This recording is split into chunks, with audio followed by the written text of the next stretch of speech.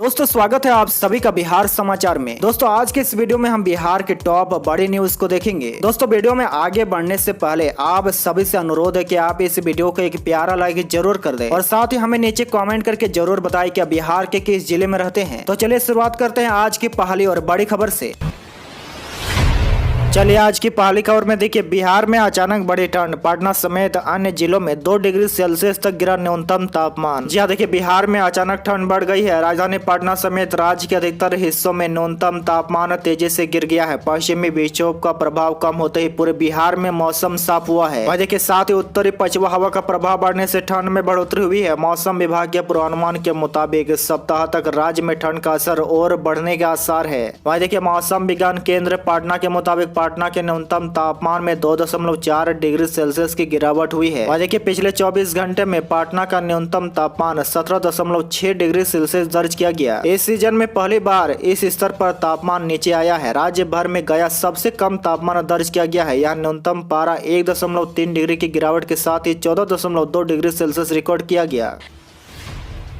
वही बड़ी खबर में देखिए, बिहार में 10 नवंबर के बाद सताएगी सर्दी। पछुआ हवा के कारण दिन शुष्क, रात में हो रही है ठंड, बदलते मौसम में प्रदूषित हुई हवा। जी देखिए नवंबर का महीना शुरू होने के साथ ही बिहार में मौसम तेजी से बदल रहा है। बिहार में इस महीने से कड़ाके की ठंड का दौर शुरू होने वाला है। नवंबर महीने के दूसरे सप्ताह से राजधानी पटना समेत राज्य भर में न्यूनतम तापमान में गिरावट दर्ज की जा सकती है। वही देखिए मौसम विभाग के माने तो राज्य भर में पछुआ हवा का प्रभाव है। इसी बीच हवा की गति 6 से 8 किलोमीटर प्रति घंटा कम होने के कारण फिलहाल तापमान में कोई खास गिरावट दर्ज नहीं की जा रही है। वहीं देखिए मौसम विभाग के माने तो राज्य भर में यानी कि नवंबर के दूसरे हफ्ते में ठंड दस्तक दे सकती है। साथ ही मौसम विभाग के मुताबिक बंगाल की खाड़ी में सक्रिय चक्रवाती हवा का प्रभाव और निम्न हवा के दबाव की वजह से केरल, आंध्र प्रदेश, कर्नाटक, तमिलनाडु, महाराष्ट्र के साथ ही जम्मू कश्मीर और उत्तराखंड में हल्की बारिश होने के आसार है। इसके साथ ही 6 और 7 नवंबर को देश में 2 पश्चिमी विक्षोभ सक्रिय होगा। इससे जम्मू कश्मीर, हिमाचल प्रदेश और उत्तराखंड में बर्फबारी के आसार है। इससे बर्फीली ठंडी हवाएं दिल्ली, उत्तर प्रदेश होते हुए बिहार में प्रवेश करेगी।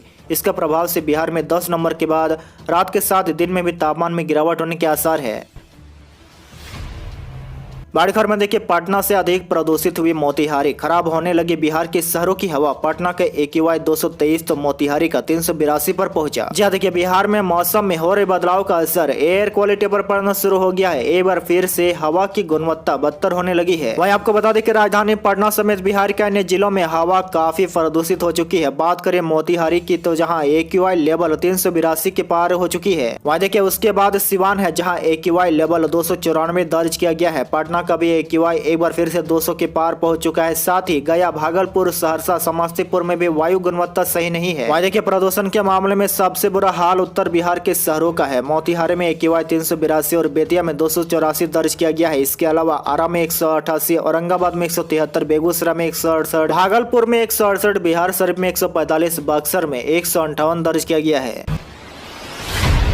बड़ी खबर में देखिए, बिहार आएंगे 9 राज्यों के मुख्यमंत्री और कई केंद्रीय मंत्री। सांस्कृतिक समागम में मोहन भागवत भी होंगे शामिल। जी देखिए मर्यादा पुरुषोत्तम भगवान श्री राम की पहली कर्म भूमि बक्सर में 7 से 15 नवंबर तक सनातन सांस्कृतिक समागम होगा। इस दौरान श्री राम कर्मभूमि तीर्थ क्षेत्र महाकुंभ व अंतर्राष्ट्रीय संत समागम भी होगा। तो वहीं देखिए इस कार्यक्रम में उत्तर प्रदेश, मध्य प्रदेश, असम, उत्तराखंड, हरियाणा, सिक्किम, मणिपुर, गोवा, महाराष्ट्र के मुख्यमंत्री, महाराष्ट्र व उत्तर प्रदेश के उप मुख्यमंत्री, केरल, सिक्किम, राजस्थान, त्रिपुरा, जम्मू कश्मीर के राज्यपाल के अलावा देश के नामचीन साधु संतों का आगमन होगा। वहाँ देखिए बिहार के मुख्यमंत्री, उप मुख्यमंत्री व राज्यपाल को भी आमंत्रण पत्र भेजा गया है। कार्यक्रम का उद्देश्य भगवान राम की जन्मभूमि अयोध्या के बाद श्री राम की पहली कर्मभूमि बक्सर को देश दुनिया के सामने लाने के साथ ही देश में राम राज की कल्पना को साकार करना है।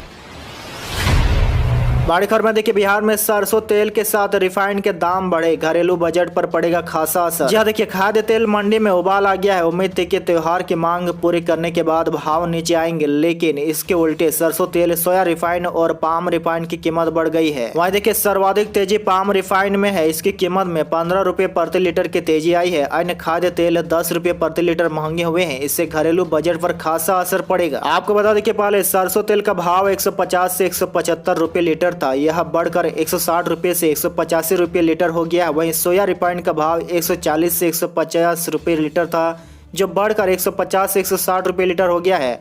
वहीं पाम रिफाइंड का भाव ज्यादा बढ़ा है। इसका भाव 105 रुपये लीटर था, जो अब 120 रुपये लीटर हो गया है। इसकी कीमत 15 रुपये प्रति लीटर बढ़ी है। बड़ी खबर में देखिए, नीतीश कुमार का सोनपुर मेला को 17 वर्षों से इंतजार, इस बार तेजस्वी यादव करेंगे उद्घाटन। जी देखिए, नीतीश कुमार का सोनपुर मेला को 17 वर्षों से इंतजार है। पिछले 17 वर्षों में मुख्यमंत्री ने एक बार भी सोनपुर मेला का उद्घाटन नहीं किया है। मेले का उद्घाटन 8 नवंबर को किया जा रहा है। इस बार मेले का उद्घाटन उप मुख्यमंत्री तेजस्वी यादव करेंगे। वहीं देखिए, इसके लिए पर्यटन विभाग के द्वारा लगभग सारी तैयारी पूरी की जा चुकी है। मुख्य पंडाल का निर्माण किया जा रहा है। इसके साथ ही थिएटर भी सजने लगे हैं। इसके साथ ही जानवरों का आना भी शुरू हो गया। इस बार मेले में पर्यटक को रिझाने के लिए कई तरह की विशेष व्यवस्था की गई है। इसमें पर्यटक के लिए स्विस कोटे से लेकर वाटर गेम तक शामिल है। वहीं देखिए, सोनपुर मेले में इस बार कई बड़े गायक शामिल होंगे। इसमें शब्बीर कुमार, सलमान अली, पूर्णिमा श्रेष्ठ और मैथिली ठाकुर भी शामिल होगी। बड़ी खबर में देखिए, झारखंड के सीएम हेमंत सोरेन का ईडी का बुलावा, तेजस्वी यादव बोले ये सब 2024 तक चलता रहेगा। जी देखिए, खनन भ्रष्टाचार मामले में झारखंड के मुख्यमंत्री हेमंत सोरेन के ईडी के समन भेजकर पेश होने के लिए कहा गया है। इस मामले को लेकर बिहार के उप मुख्यमंत्री राजद प्रमुख लालू यादव के बेटे तेजस्वी यादव का बयान सामने आया है। उन्होंने इस मामले को लेकर केंद्र सरकार पर जमकर निशाना साधा है। तेजस्वी यादव ने कहा कि हमने पहले ही कह दिया था कि इसी तरह चलता रहेगा, लेकिन 2024 तक। साथ ही उन्होंने कहा कि सभी को साथ आकर मजबूती से लड़ाई लड़नी होगी।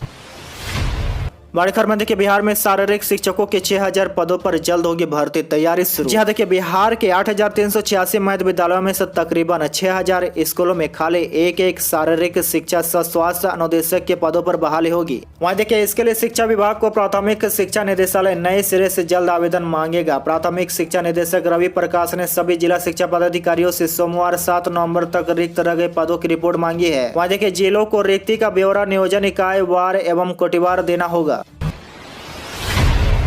बड़ी खबर में देखिए, बिहार विधानसभा का शीतकालीन सत्र 23 नवंबर के बाद तैयारी हुआ शुरू। जी देखिए, बिहार विधानसभा का शीतकालीन सत्र इस महीने के चौथे सप्ताह में आहूत होने के आसार है। हालांकि राज्यपाल की सहमति से राज्य सरकार सत्र की तारीखों पर फैसला लेगी, मगर बिहार विधानसभा सचिवालय ने 23 नवंबर के बाद से संभावित शीतकालीन सत्र को लेकर तैयारी शुरू कर दी है। विधानसभा अध्यक्ष अवध बिहारी चौधरी की अध्यक्षता में गुरुवार को उनके कार्यालय कक्ष में भवन निर्माण के पदाधिकारियों के साथ शीतकालीन सत्र की तैयारी एवं अन्य कई मुद्दों पर एक उच्च स्तरीय बैठक आयोजित हुई। बड़ी खबर में देखिए, आईपीएस आदित्य की गिरफ्तारी का वारंट हुआ जारी। आर्थिक अपराध इकाई ने गिरफ्तारी के लिए विशेष टीम का किया गठन। जी देखिए, बिहार में आईपीएस अधिकारी आदित्य की गिरफ्तारी का वारंट जारी हो गया है। अपने जालसाज दोस्त को फर्जी चीफ जस्टिस बनाकर डीजीपी को फोन करने व अपने ऊपर लगे शराबबंदी से जुड़े केस को हटवाने के मामले में फरार चल रहे गया के पूर्व एसएसपी आदित्य कुमार की गिरफ्तारी के लिए आर्थिक अपराध इकाई ने विशेष टीम का गठन कर दिया है। आपको बता दें कि आईपीएस आदित्य 15 अक्टूबर से फरार है, वह सस्पेंड भी कर दिए गए हैं। ईओए ने फरार आईपीएस की धरपकड़ के साथ उन पुलिस पदाधिकारी कर्मियों की भी तलाश कर रही है जो उसे फरार करने में मददगार कर रहे हैं। वहीं देखिए, आर्थिक अपराध इकाई को आशंका है कि पुलिस के किसी अधिकारी ने ही आदित्य को केस से दर्ज होने की सूचना दी थी। आदित्य के सरकारी सुरक्षा कर्मी से भी पूछताछ की बात सामने आ रही है।